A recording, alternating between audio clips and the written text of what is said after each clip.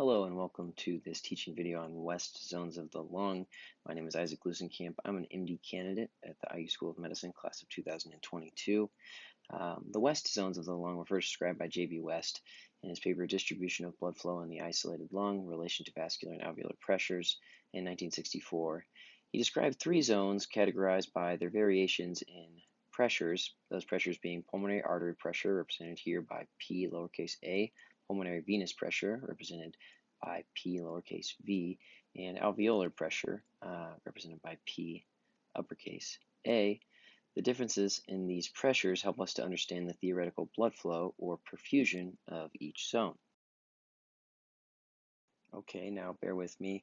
To demonstrate this, we'll draw our lung that we have here, and flowing into the lung we have blood coming from the right heart, blue deoxygenated blood coming from the body and then flowing out. Now oxygenated red blood to the left heart, as we can see here. And we have three zones demonstrated in the lung here. Zone 1 at the top, 2 in the middle, and 3 at the bottom. Beginning with zone 1, we see that alveolar pressures are greatest in zone 1, followed by pulmonary arterial pressures, then pulmonary venous pressures. This means that perfusion is regulated by alveolar pressures in this area. In reality, zone 1 conditions are generally absent from the human lung. However, situations may occur that allow zone 1 perfusion dynamics to exist in the human body. These may include hemorrhagic shock, causing volume loss and therefore decreased pulmonary artery pressure relative to alveolar pressure. Theoretically, mechanically ventilated patients receiving positive end expiratory pressure, or PEEP, will be receiving increased positive alveolar pressure, which can also recreate a zone 1 scenario.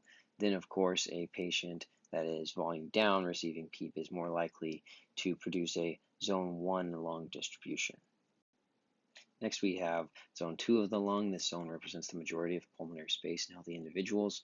Pulmonary artery pressure is greatest in this zone, followed by alveolar pressures, followed by pulmonary vein pressures, meaning that perfusion is regulated by the gradient between pulmonary arteries and alveolar pressures. In patients that are hypovolemic, pulmonary artery pressures may be lowered during diastole, meaning that zone 2 is entered only during systole. Next, we have zone 3. Zone 3, both pulmonary artery and venous pressures are greater than alveolar pressures. Therefore, perfusion is proportional to the difference between pulmonary arterial and venous pressures. Because of the smooth transition caused by the direct column of blood in this zone, this is the location in which we attempt to insert PA catheters in order to measure pulmonary pressures. The considerations mentioned above are largely applicable to patients in the erect position. Fortunately for anesthesia, most of the lung is considered to be in zone 3 status while in the supine position.